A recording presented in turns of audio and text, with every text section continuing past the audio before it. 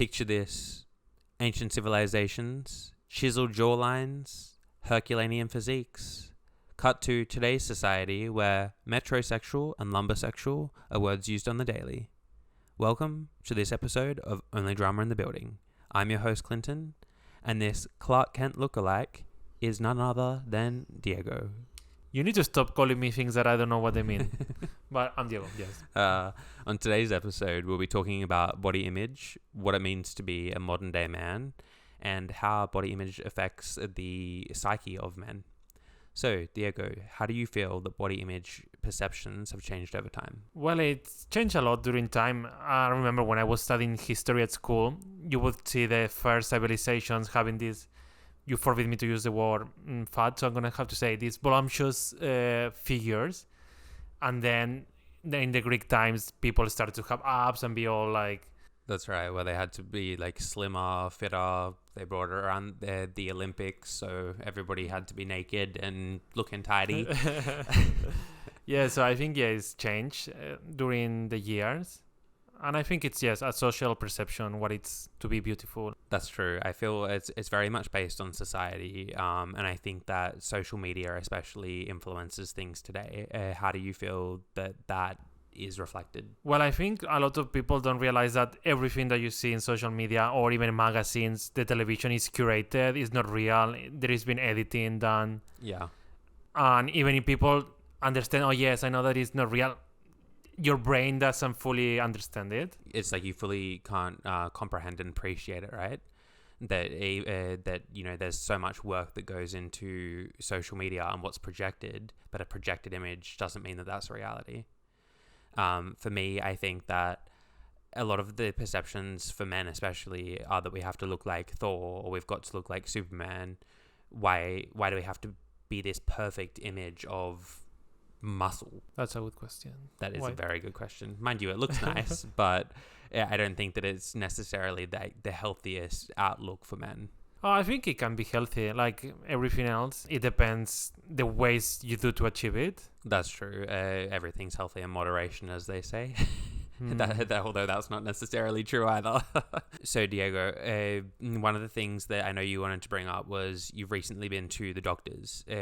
How has that influenced your position on body image? Well, I had to get an MRI scan, and I was very nervous. I was like, I'm not going to read Google. I'm going to go blind. But I talked to my work colleagues. So they started to tell me experiences and things that they went through when they got their scan. Yeah. My boss told me something really funny. He said, it's funny, but it's shocking. He said that if you don't fit into the bed that they put you for the scan, is they take you to the zoo where they do the elephant scans. Oh my God.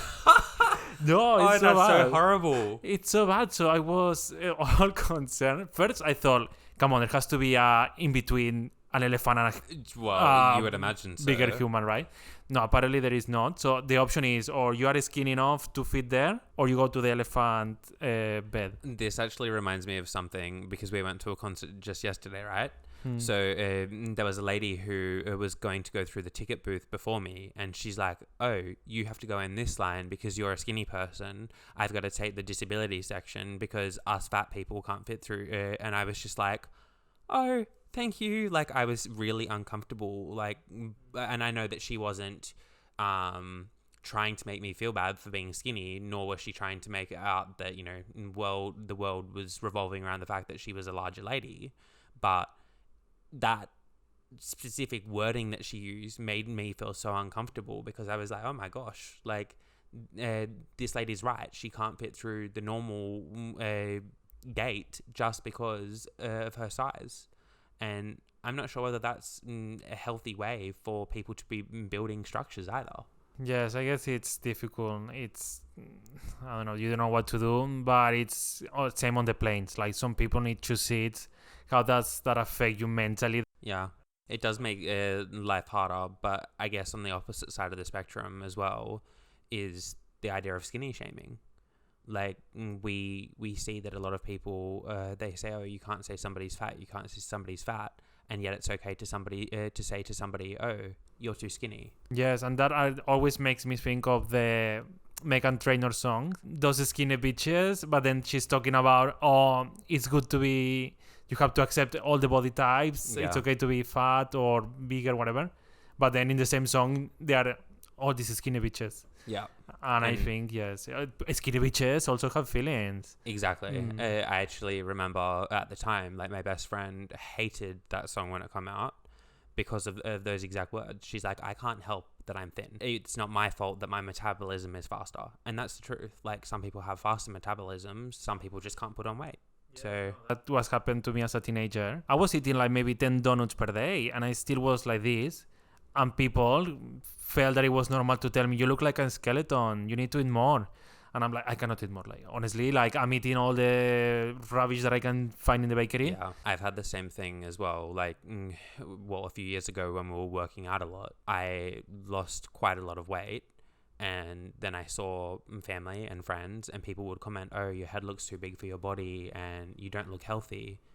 And in actuality, I felt great at the time. Like, I felt like for once I was looking toned, I was looking trim, and I can't control where the weight distribution is. So if it goes straight from my face, that's not my fault. That's how my body regulates. It's much way more normalized to call someone skinny than call someone fat or overweight or whatever is the polite word in English. Well, I guess it's not even necessarily about politeness. It's just that we're not shaming anybody for body size.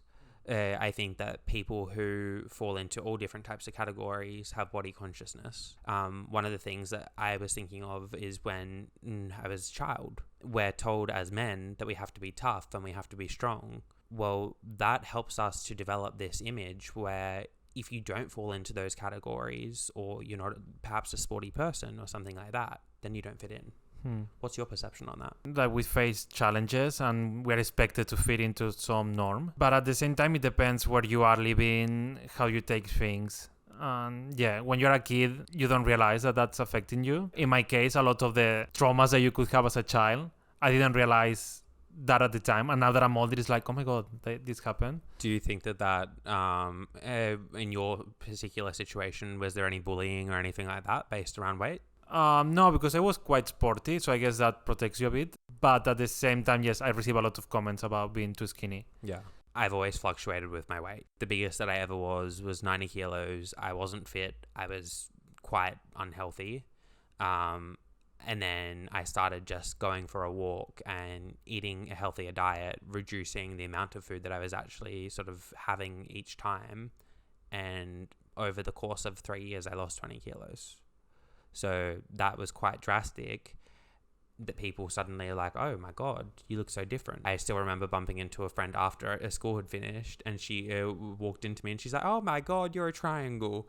Because I had like this, nice physique where I had big shoulders and like narrow hips. But it's just funny that people... Is that a compliment in Australia, sorry, to be called a triangle? And if you knew this particular friend, she is just amazing and eccentric, and that was definitely a comment that I laughed about and enjoyed. For me, that's kind of like an interesting subject. But in terms of queer community, there are all these different types of bodies, and people are classified by tribes.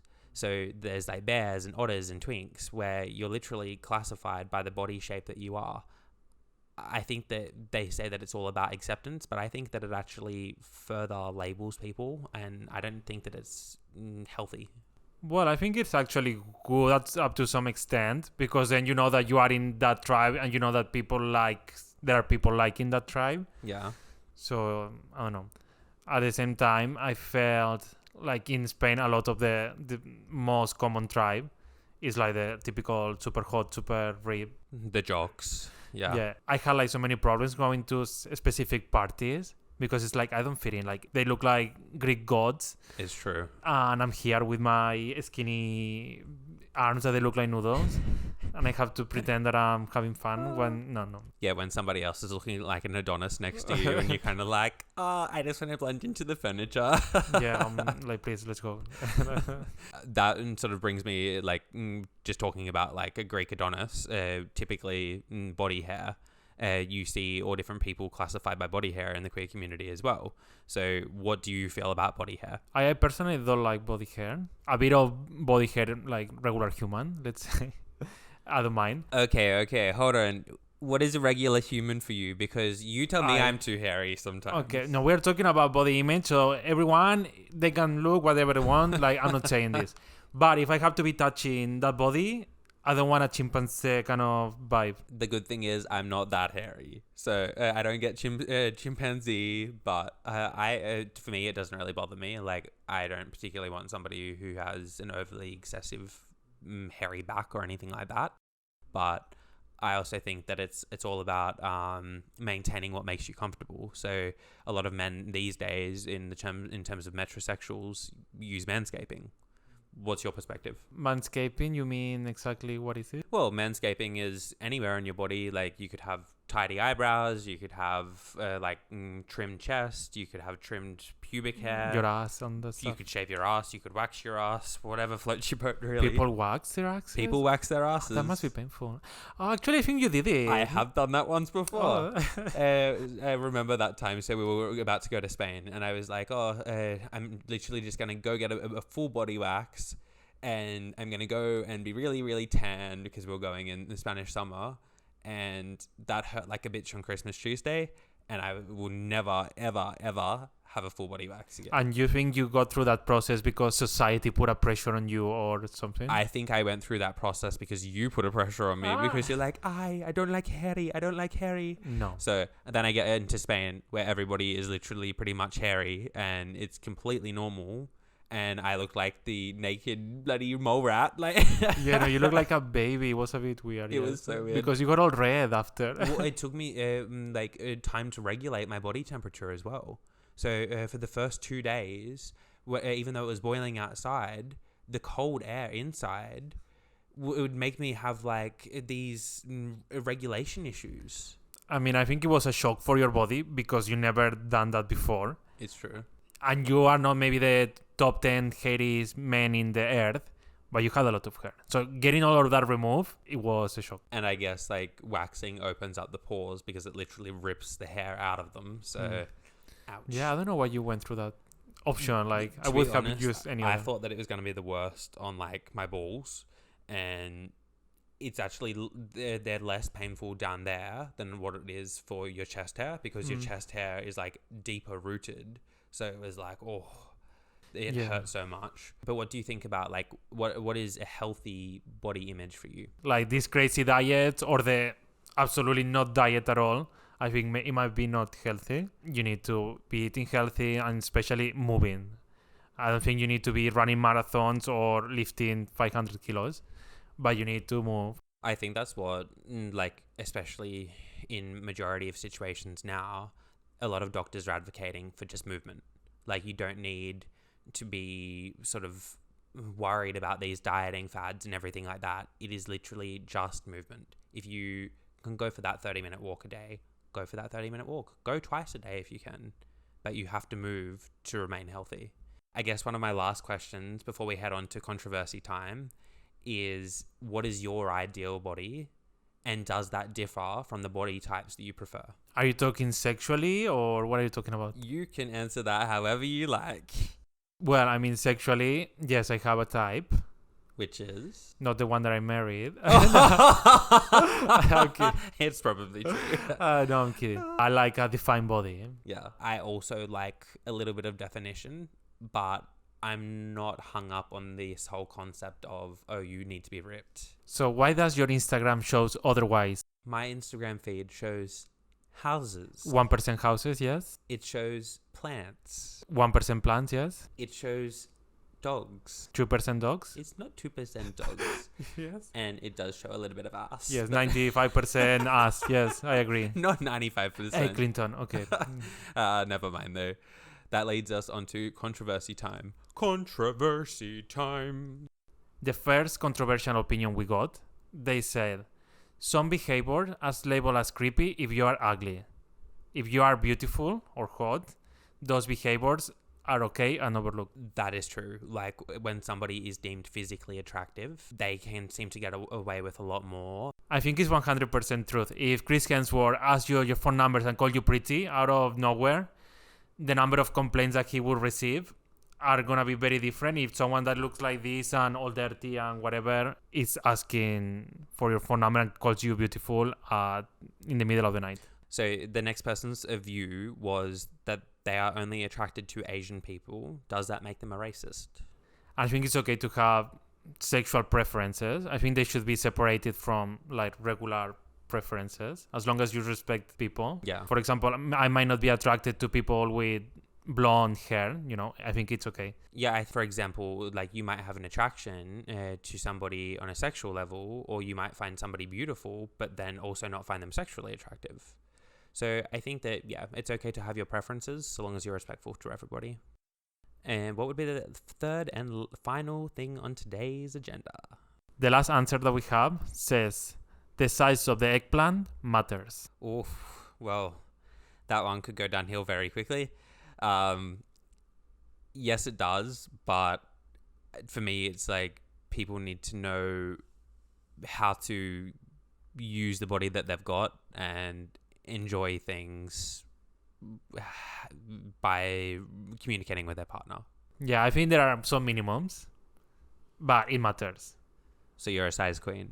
I am not, but 1 centimeter maybe it's gonna matter.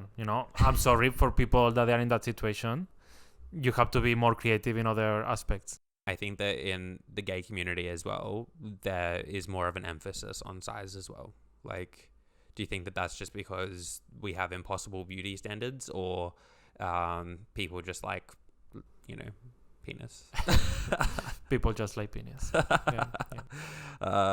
Well, on that note, thank you all for tuning in. Remember to follow us and subscribe on Spotify and Instagram and Apple. Leave a review, make us famous, make me meet Lady Gaga.